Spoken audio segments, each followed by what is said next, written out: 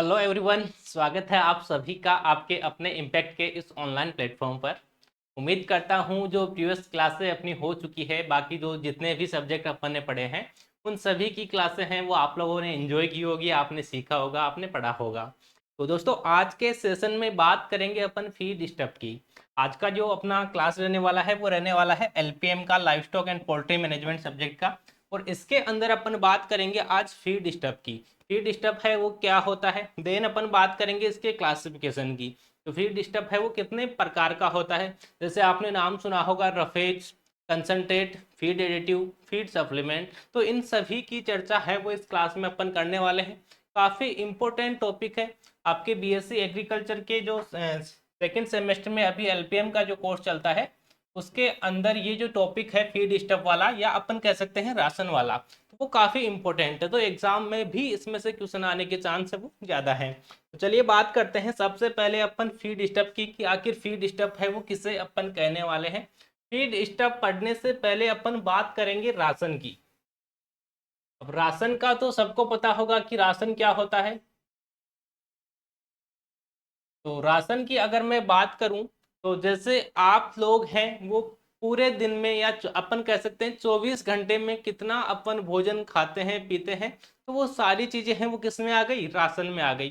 जैसे आपने सुना होगा कि राशन खत्म हो गया, यानी खाने पीने का जो सामान था वो खत्म हो गया। तो यहाँ राशन से मतलब है कि जो 24 घंटे के अंदर अपन एनिमल को जो कुछ खिलाते हैं पिलाते हैं वो किसके अंदर आने वाला है, राशन के अंदर। यानी 24 घंटे में जो कुछ भी आप एनिमल्स को खिलाओगे पिलाओगे उसी को अपन क्या कहेंगे, राशन कहेंगे। देन अपन बात करते हैं फीड स्टफ की कि फीड स्टफ क्या होता है। तो डेफिनेशन की अपन बात कर लेते हैं, defined as any ration ingredient. अब राशन का अपने को पता चल गया है कि राशन क्या होता है, जो कुछ भी अपन पशु को 24 घंटे में खिलाएंगे वो राशन होगा। राशन इंग्रेडिएंट से मतलब है राशन के अंदर जैसे आपने उसको कुछ चारा खिला दिया या आपने उसको कुछ दाना खिला दिया, दाने के अंदर भी आपने जैसे बार्ले का दे दिया या आपने वीट का जो ग्रेन है वो दे दिया, या और कुछ आपने उसको जैसे कंसंट्रेट के अंदर जो अपन कह सकते हैं सीड केक्स आते हैं अपने, ऑयल सीड केक्स, वो खिला दिए। तो सारे इंग्रेडिएंट्स हो गई, यानी राशन इंग्रेडिएंट्स जो कुछ भी आप उसको खिला रहे हो। Private provided to support life और increase productivity of the animal is called feed stuffs. यानी डेफिनेशन की अगर मैं बात करूं तो अपन कह सकते हैं कि ऐसा कोई भी राशन का इंग्रेडिएंट जो उसकी जीवन क्षमता को बनाए रखता है, यानी उसको जीवित रखता है और उसके उत्पादन को बढ़ाता है, उसके प्रोडक्शन को बढ़ाता है, उसी को अपन क्या कहेंगे, फीड स्टफ कहेंगे। हिंदी की अगर मैं बात करूं तो किसी भी राशन घटक को जो पशु के जीवन को बनाए रखने या उसकी उत्पादकता है, प्रोडक्टिविटी है, उसको बढ़ाने के लिए दिया जाता है, उसे अपन क्या कहेंगे, फीड स्टफ कहेंगे। तो ये तो बात हो गई फीड स्टफ के डेफिनेशन की। देन अपन बात करेंगे इसके क्लासिफिकेशन की। जो फीड स्टफ है उसका क्लासिफिकेशन है वो कौन कौन सा है।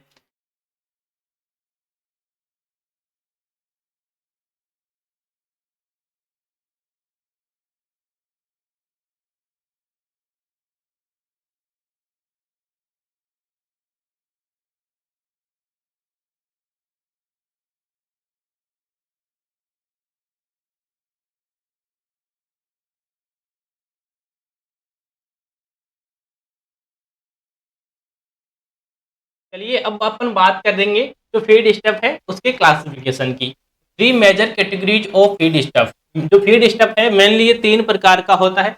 एक होता है कंसंट्रेट, या जिसको अपन कह सकते हैं सांद्रित आहार या सघन आहार अपन कह सकते हैं, या आप इसको दाना भी कह सकते हो। इसको रातिब भी कहा जाता है, दाना या रातिब या सांद्रित आहार। तो ये कंसंट्रेट के नेम है, तो आप हिंदी में भी ध्यान रख सकते हो।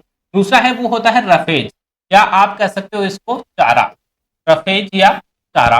और थर्ड है feed supplement and feed additives, यानी आहार अनुपूरक और आहार योजक। तो चलिए बात करेंगे अपन वन बाय वन की ये क्या होते हैं, इनका भी क्लासिफिकेशन अंदर अपन पढ़ने वाले हैं, डिटेल से सारी चीजें हैं वो अपन पढ़ने वाले हैं। तो सबसे पहले अपन ने बात कर ली है फीड स्टफ की। तो फीड स्टफ के बारे में अपन ने देखा कि ऐसा कोई भी राशन इंग्रेडिएंट होता है, कोई भी राशन जो अपन पशु को खिलाते हैं उसको जीवित रखने के लिए और उसके उत्पादन को बढ़ाने के लिए, उसको अपन ने फीड स्टफ कहा है। अब क्या क्या खिलाते हैं अपन, एक तो अपन खिलाते हैं रफेज, यानी अपन क्या खिलाएंगे, पशु को चारा खिलाएंगे। दूसरा है कंसंट्रेट, यानी अपन पशु को क्या देंगे, दाना खिलाएंगे। और तीसरा है फीड सप्लीमेंट एंड एडिटिव्स, यानी उसकी एक्स्ट्रा ग्रोथ हो उसके लिए अपन ये चीजें देते हैं। तो सबसे पहले अगर अपन बात करें रफेज की, चारे की, तो चारा क्या होता है शॉर्ट में मैं आप लोगों को बता देता हूं, बाकी आगे अपन डिस्कस करेंगे थ्योरी के रूप में भी। दो चीजें होती है, एक तो होता है टीडीएन और एक होता है डीसीपी। डीसीपी की अगर फुल फॉर्म की मैं बात करूं तो वो होता है डाइजेस्टिबल क्रूड प्रोटीन, यानी कुल पचनीय जो प्रोटीन है वो। इसके अलावा टीडीएन है टोटल डाइजेस्टिबल न्यूट्रिएंट, कुल पचनीय पोषक तत्व। तो अगर टीडीएन की फुल फॉर्म और डीसीपी है उसकी फुल फॉर्म भी आपसे एग्जाम में पूछी जा सकती है, तो आपको इसका भी ध्यान रखना है। आगे अपन इसके बारे में और बात कर लेंगे। तो दो चीजें आपको ध्यान रखनी है, चाहे चारा हो चाहे दाना हो, दोनों चीजें हैं वो दोनों के अंदर पाई जाती है, या तो बहुत कम होगी या बहुत ज्यादा होगी। अब कौन सी चीज है वो किसमें कम होगी किसमें ज्यादा होगी, उसी से इनकी डेफिनेशन है वो निर्धारित होती है। तो चारे की अगर मैं बात करूं तो जो चारा होता है उसके अंदर एक तो पाया जाता है जो पोषक तत्व है टीडीएन है टोटल डाइजेस्टिबल न्यूट्रिएंट है, वो बहुत कम मात्रा में अपने को देखने को मिलने वाले हैं। यानी इसके अंदर जो पोषक तत्व है वो 60% से कम रहने वाले हैं, उसको अपन क्या कहेंगे यहाँ पे, चारा कहेंगे। जबकि डीसीपी है और सीएफ क्रूड फाइबर, एक टीडीएन है और दूसरा है क्रूड फाइबर सीएफ, टीडीएन और दूसरा है सीएफ क्रूड फाइबर। डीसीपी की अलग अपन बात करेंगे डाइजेस्टिबल क्रूड प्रोटीन की। तो सीएफ है जो क्रूड फाइबर है, यानी कच्चा जो रेशा है वो 18% से अधिक होगा, उसको तो अपन क्या कहेंगे, चारा कहेंगे। यानी शॉर्ट में आप कह सकते हो कि ऐसा आहार या ऐसा पशु का जो भोजन उसके अंदर जो सीएफ है क्रूड फाइबर है वो तो 18% से अधिक होगा, लेकिन जो टीडीएन है टोटल डाइजेस्टिबल न्यूट्रिएंट है वो 60% से कम होगा, तो उसी को अपन क्या कहेंगे, रफेज कहेंगे। देन बात करूं कंसंट्रेट की, तो जस्ट इसका अपोजिट अपने को कर देना है। यदि अपन बात करें कच्चे रेशे की, जो दाना होता है उसके अंदर कच्चा रेशा बहुत कम होता है, सबको पता है। तो कच्चा रेशा है वो किससे कम हो जाएगा, 18% से कम हो जाएगा। कच्चा रेशा है वो तो 18% से कम पाया जाता है। जबकि जो टीडीएन है टोटल डाइजेस्टिबल न्यूट्रिएंट है, यानी दाना अपन जो पशु को खिलाते हैं उसके अंदर पोषक तत्व ज्यादा होंगे, कॉमन सेंस वाली बात है। चारे के अंदर पोषक तत्व कम होते हैं, लेकिन इसकी रेंज आपको ध्यान रखनी है, ये रेंज होती है या तो इससे कम होगी या ज्यादा होगी, दोनों के अंदर। अब किसमें कम होगी किसमें ज्यादा होगी ये यहाँ पे याद रखने वाली बात है। तो दाने के अंदर जो टीडीएन है टोटल डाइजेस्टिबल न्यूट्रिएंट है वो ज्यादा होगा।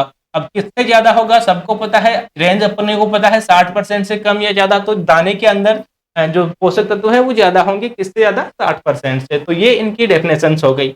यानी अपन कह सकते हैं कि जो रफेज होता है, चारा होता है, वो उसे अपन कहेंगे जिसके अंदर पोषक तत्व है, जो कुल पचनीय पोषक तत्व है वो तो 60% से कम पाए जाते हैं, और कच्चा रेशा है सीएफ है वो 18% से अधिक होता है, उसको अपन चारा कहेंगे। देन अपन बात करें चारे के क्लासिफिकेशन की, तो ये भी दो प्रकार का होता है, एक होता है ड्राई और एक होता है सकुलेंट। यानी ड्राई को आप हिंदी में कह सकते हो सूखा चारा, और इसको आप हरा चारा भी कह सकते हो, या जो गीला चारा है वो भी आप इसको कह सकते हो। अब सूखा चारा है तो किसे अपन कहेंगे, ऐसा चारा जिसके अंदर जो मॉइस्चर है, नमी है, वो 10 से 15% के अराउंड ही हो, उसको तो अपन कहेंगे सूखा चारा। एग्जाम्पल की जैसे अगर बात करें अपन, तो जितने भी स्ट्रा है, जितने भी सूखे चारे हैं, जैसे व्हीट स्ट्रा गेहूं का चारा आपने देखा होगा, बाजरे का जो कुट्टी होती है वो आपने देखी होगी, मेज स्ट्रोवर है, बाजरा स्ट्रोवर है, तो वो सारे किसके अंदर आएंगे, राइस स्ट्रा है, वो सब किसके अंदर आएंगे, ड्राई के अंदर, क्योंकि उनके अंदर मॉइस्चर बहुत कम होता है, 5 से 10% के अराउंड होता है। जबकि एक आपने सुना होगा हे, दो चीजें होती है, एक साइलेज होता है और एक हे होता है। जो हे है उसके अंदर मॉइस्चर है वो 14 से 15% के आसपास पाया जाता है, इसलिए हे है वो अपन किस में रखेंगे, जो ड्राई रफेज है उसके अंदर। जबकि एक जो है साइलेज, मैंने बात की साइलेज की, तो जो साइलेज है उसके अंदर मॉइस्चर है वो ज्यादा होता है, नमी है वो 60 से 65% के अराउंड पाई जाती है। तो यहाँ पे लिखा हुआ है हरा चारा किसे कहेंगे, जिसमें 60 से लेकर 90% तक नमी हो, उसको अपन किस में रखेंगे, हरे चारे में। एग्जाम्पल की अगर बात करें तो जितने भी हरे चारे, जैसे अपन हरे स्टेज के अंदर जवार पशुओं को खिला देते हैं, मक्का खिलाते हैं, बाजरा खिलाते हैं, या कोई भी जैसे जई है हरी अवस्था में, या जो घास है, वो सारे हरे चारे में आएंगे, सकुलेंट में आएंगे। और साइलेज है वो भी किस में आएगा, हरे चारे में आएगा, क्योंकि इसके अंदर जो नमी है वो 60 से 65% पाई जाती है, इसलिए अपन इसको किस में रखेंगे, सकुलेंट में रखेंगे। तो ये आपको ध्यान रखना है। यहाँ पे जो आगे कॉम्पिटिटिव एग्जाम आप देने वाले हो वहां पे क्वेश्चन पूछा जा सकता है कि हेव है वो किस प्रकार का चारा है, तो ड्राई रफेज है ये, जबकि जो साइलेज है वो किस प्रकार का है, सकुलेंट या आप कह सकते हो ग्रीन रफेज। देन अपन बात करते हैं कंसंट्रेट की, सांद्रित आहार की। तो सांद्रित आहार है या दाना है उसको भी अपन दो कैटेगरी में क्लासिफाई करते हैं, एक तो है प्रोटीन फीड, एक है एनर्जी फीड। यानी आप कह सकते हो प्रोटीन फीड है उसको प्रोटीन रिच भी कह सकते हो, यानी जिसके अंदर प्रोटीन है वो ज्यादा हो, जो प्रोटीन है उसके अंदर वो अमीर हो। और दूसरा है एनर्जी फीड या एनर्जी रिच आप इसको कह सकते हो, जिसके अंदर एनर्जी है वो ऊर्जा है जिससे ज्यादा मिले। तो जो एनर्जी रिच है वो है जितने भी ग्रेन्स आपने देखे होंगे, ग्रेन्स और उनके बाई प्रोडक्ट, ग्रेन्स और बाई प्रोडक्ट। ग्रेन्स जो अपन दाने आपने जैसे खाद्यान्न फसलें हैं अपने, उनके जो सीरियल क्रॉप्स हैं उनके ग्रेन्स आपने देखे होंगे, गेहूं का है, बाजरे का है, जौ का है, जो अपन पशुओं को खिलाते हैं। तो या उनसे बनने वाले जो अन्य बाई प्रोडक्ट है, जैसे गेहूं का चापट आपने नाम सुना होगा। तो यदि आप ग्रामीण एरिया से आते हो और पशुपालन आपके किया जाता है तो वहां पे आपने नाम सुना होगा। तो वो सारे किसके अंदर आएंगे, एनर्जी रिच के अंदर आएंगे। और एक है प्रोटीन फीड, प्रोटीन रिच, तो इसके अंदर प्रोटीन है वो ज्यादा होगी। यदि रेंज की मैं बात करूं तो ऐसे फीड जिनके अंदर 18% से ज्यादा प्रोटीन होती है उसको अपन प्रोटीन रिच में रखेंगे, जिसके अंदर 18% से कम प्रोटीन हो उसको अपन एनर्जी रिच के अंदर रखेंगे। अब प्रोटीन रिच है ये भी दो प्रकार के होते हैं, एक तो होते हैं एनिमल ओरिजिन से मिलने वाले और एक है प्लांट ओरिजिन से यानी पौधों से मिलने वाले, वो आगे अपन डिस्कस करेंगे। और फीड सप्लीमेंट और फीड एडिटिव है, तो ये एक्स्ट्रा ग्रोथ के लिए अपन जल्दी से अपन ग्रोथ कर सके उसके लिए दिया जाता है। तो चलिए आगे अपन बात करते हैं। सबसे पहले बात करें रफेज की, अपन ने ऑलरेडी पढ़ लिया है। तो roughage are bulky feed containing more than 18% crude fibre and less than 16% TDN. यानी रफेज ऐसा आहार है जिनमें 18% से अधिक क्रूड फाइबर होता है, सीएफ होता है, कच्चा रेशा होता है, यानी कच्चा रेशा भी आप इसको कह सकते हो, और जो 60% से कम टोटल डाइजेस्टिबल न्यूट्रिएंट टीडीएन है होता है, तो उसको अपन क्या कहेंगे, roughage. Due to higher CF they are more bulky and have low digestibility as compare to concentrate. अब इनका जो क्रूड फाइबर है, कच्चा रेशा है, वो इसके अंदर ज्यादा पाया जाता है, तो इनसे उनकी जो पाचन क्षमता है वो कम हो जाती है। अधिक क्रूड फाइबर के कारण अधिक भारी होते हैं और कंसंट्रेट की तुलना में पाचक क्षमता है वो कम होती है। जो अपन सांद्रित आहार पशु को देते हैं, दाना अपन देते हैं, उसके कंपैरिजन में इसकी पाचक क्षमता है वो कम होती है। रफेज आर 3 टाइप्स, रफेज 3 प्रकार के होते हैं, सॉरी रफेज 2 ही प्रकार के होते हैं मेनली, ये अपने को ध्यान रखना है। 2 टाइप्स अपन ने डिस्कस किया था, एक तो ड्राई और एक सकुलेंट। तो हाँ, ये प्रोडक्शन बेसिस पे अगर अपन देखें तो रफेज की 2 कैटेगरी होती है, एक तो है प्रोडक्शन या प्रोडक्टिविटी या लाइफ स्पैन के बेसिस पे, और एक है नॉर्मल। तो जो प्रोडक्शन या उसके बेसिस पे अपन देखें तो ये 3 प्रकार का है, ये आपको ध्यान रखना है। पहला है नॉन मेंटेनेंस, क्योंकि यहाँ से जो क्वेश्चन है सेमेस्टर एग्जाम में आपसे नहीं पूछा जाएगा, लेकिन जो कॉम्पिटिटिव एग्जाम आप आगे देने वाले हो उनके अंदर यहाँ से क्वेश्चन आता है। जो नॉन मेंटेनेंस टाइप की जो चारा है उसके अंदर डीसीपी कितना होता है, डाइजेस्टिबल क्रूड प्रोटीन। डीसीपी की फुल फॉर्म की अगर मैं बात करूं तो digestible crude protein, full form भी आपसे पूछी जा सकती है। तो ऐसा चारा, ऐसा दाना या ऐसा अपन कह सकते हैं ऐसा चारा जिसके अंदर 3% है वो डीसीपी हो, 3% तक हो, उसको अपन नॉन मेंटेनेंस टाइप में रखेंगे, यानी केवल पशु को जीवित रखने के लिए दिया जाता है। एग्जाम्पल की बात करें, स्ट्रा है तो उसके अंदर 0% डीसीपी होता है, और ये क्वेश्चन बहुत सारे कॉम्पिटिटिव एग्जाम में पूछा हुआ है।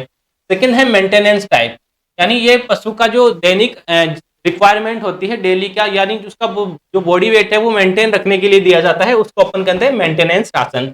इसमें 3 से 5% डीसीपी होगा, उसको अपन रखेंगे मेंटेनेंस। और एक होता है प्रोडक्शन टाइप, यानी उत्पादन बढ़ाने के लिए जो दिया जाता है, और उसमें डीसीपी है वो 5 से अधिक होगा। तो ये 3 कैटेगरी आपको ध्यान रखनी है।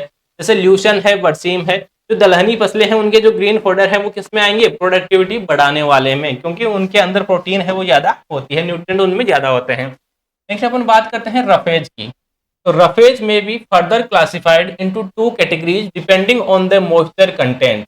रफेज को नमी की मात्रा के आधार पर 2 श्रेणियों में वर्गीकृत किया जा सकता है। पहला है ड्राई और कंटेनिंग 10 to 15% मॉइस्चर, अभी अपन ने बात कर लिया, एक तो सूखा चारा और एक हरा चारा। तो जितने भी भूसे हैं सूखा चारा के अलावा है वो किस में आएगा, ड्राई के अंदर आएगा। और ग्रीन की अपन ने बात की थी, ग्रीन या सकुलेंट, तो उसमें 60 से 90% नमी पाई जाती है, तो उसको अपन ग्रीन में रखेंगे। एग्जाम्पल भी अपन ने देख लिए थे, ग्रीन फॉडर जितने भी हैं अपन खिलाते हैं पशुओं को, और एक साइलेज है। इसके अलावा इनको भी दो कैटेगरी में डिवाइड कर रखा है, एक है लेग्यूम और एक है नॉन लेग्यूम, यानी एक तो दलहनी फसलों से प्राप्त होने वाला चारा, एक है अदलहनी फसलों से प्राप्त होने वाला चारा।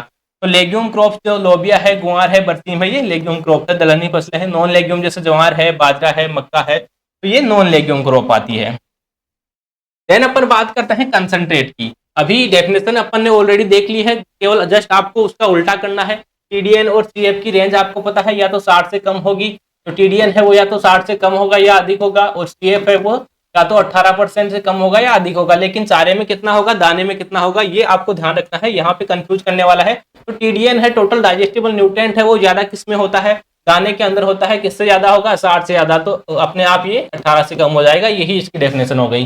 Concentrate are feeds which contain less than 18% crude fibre and more than 16% TDN. Concentrate वे आहार होते हैं जिनमें 18% से कम क्रूड फाइबर और 60% से अधिक टोटल डाइजेस्टिबल न्यूट्रिएंट है वो पाया जाता है। दे आर लेस बल्कि and have higher digestibility.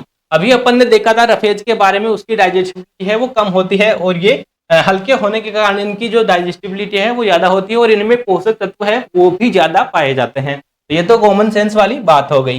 Then अपन बात करते हैं the concentrate are further classified into two categories। ये भी अपन ने ऑलरेडी बात कर ली है। एक होता है एनर्जी रिच कंसंट्रेट और एक होता है प्रोटीन रिच, जिसके अंदर प्रोटीन ज्यादा हो। किससे ज्यादा होगी, ऐसे फीड्स या ऐसे कंसंट्रेट जिनमें 18% से ज्यादा प्रोटीन होगी उनको अपन प्रोटीन रिच में रखेंगे। यदि 18% से कम उनके अंदर प्रोटीन है तो उसको अपन एनर्जी रिच में रखेंगे, ऊर्जा वाले में रखेंगे। जैसे अनाज के दाने और उनके जो उत्पाद है उनसे बनने वाले जितने भी प्रोडक्ट हैं, और प्रोटीन रिच है, ये भी दो प्रकार के होते हैं, एक तो है प्लांट ओरिजिन और एक है एनिमल ओरिजिन। एक तो जो पौधों से अपने को प्राप्त होगा, जैसे आपने कोई फसल लगाई, जैसे बात करूं आपने मस्टर्ड जो फसल है, सरसों की फसल आपने लगाई है, कॉटन की लगाई है, तो उनसे जो केक्स अपन बनाते हैं, कॉटन सीड केक आपने नाम सुना होगा, कपास की खली या आपने हिंदी में सुना होगा जैसे, या सरसों की खली, जितनी भी केक्स जो आती है ऑयल केक्स से, वो सारे किसके अंदर आएंगे, प्लांट ओरिजिन से, क्योंकि पौधों से वो प्राप्त हो रहे हैं और उनके अंदर प्रोटीन ज्यादा पाई जाती है, इसलिए अपन उनको किस में रखेंगे, प्लांट ओरिजिन। और दूसरा है एनिमल ओरिजिन, यानी एनिमल से प्राप्त होने वाले, जैसे फिश मील है, मछली का चूरा है, बोन मील है, हड्डी का चूरा है, तो ये सारी चीजें हैं वो किस में आएगी, एनिमल ओरिजिन प्रोटीन में। फिश मील, मीट मील, बोन मील या ब्लड मील जो भी है वो एनिमल ओरिजिन में आएगा। देन अपन बात करते हैं प्रोटीन रिच कंसंट्रेट की। तो प्रोटीन संपन्न कंसंट्रेट ऑलरेडी अपन ने वैसे बात कर ली है, प्लांट ओरिजिन और एक एनिमल ओरिजिन, तो ये भी अपन ने नीचे डिस्कस कर लिया है, दोबारा यहाँ पे दिया हुआ है। और लास्ट जो अपने पास में है फीड सप्लीमेंट और फीड एडिटिव। तो सबसे पहले अपन बात करते हैं फीड सप्लीमेंट की। Feed supplements are nutrients added in small quantities and they are vitamin, minerals and synthetic amino acid. अब अगर बात करें फीड सप्लीमेंट्स की, तो फीड सप्लीमेंट्स है वो एक्स्ट्रा जो न्यूट्रिएंट्स अपन ऐड कर देते हैं पशु के आहार में, वो क्या होते हैं, फीड सप्लीमेंट होते हैं। जैसे अपन ने विटामिन ऐड कर दिया, मिनरल मिक्सचर है वो अपन ने ऐड कर दिया, या सिंथेटिक एमिनो एसिड्स है वो पशु के आहार में अपन ने ऐड कर दिया, उसी को अपन क्या कहेंगे, फीड सप्लीमेंट।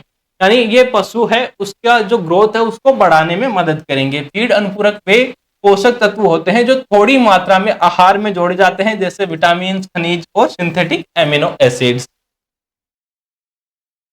और फीड एडिटिव्स की अगर मैं बात करूं, तो feed additives are non nutritive substance. जो फीड एडिटिव्स होते हैं वो नॉन न्यूट्रिटिव सब्सटेंस होते हैं। इससे पहले अपन ने देखा फीड सप्लीमेंट, उसमें न्यूट्रिटिव सब्सटेंस आते हैं, जैसे न्यूट्रिएंट्स हो गए, मिनरल्स हो गए, एमिनो एसिड्स हो गए। जबकि जो फीड एडिटिव है इनके अंदर न्यूट्रिटिव सब्सटेंस है वो नहीं होते हैं, पोषक तत्व इसमें नहीं पाए जाते हैं। Added to ration to obtain better growth, feed efficiency and production. ये पशु की जल्दी वृद्धि करने के लिए, जैसे इसके अलावा फीड की एफिशिएंसी, जो अपन दाना पशु को दे रहे हैं उसकी एफिशिएंसी बढ़ाने के लिए, उसका उत्पादन बढ़ाने के लिए पशु को दिए जाते हैं। They are not considered dietary essential for the animals. जो फीड एडिटिव्स है ये जरूरी नहीं है कि आप पशु को दो ही, ये जरूरी नहीं है, जबकि जो फीड सप्लीमेंट है वो पशु के लिए आवश्यक होते हैं, जरूरी होते हैं, और फीड एडिटिव है पशु के लिए आवश्यक नहीं होते हैं। जैसे एंटीबायोटिक्स है, एंटीऑक्सीडेंट्स है, एंजाइम्स है, कल्चर है, वो सारे किसके एग्जाम्पल है, फीड एडिटिव्स के एग्जाम्पल हैं। तो ये अपना आज का जो सेशन था वो कंप्लीट होता है। उम्मीद करता हूँ क्लास आपको अच्छी लगी होगी। धन्यवाद।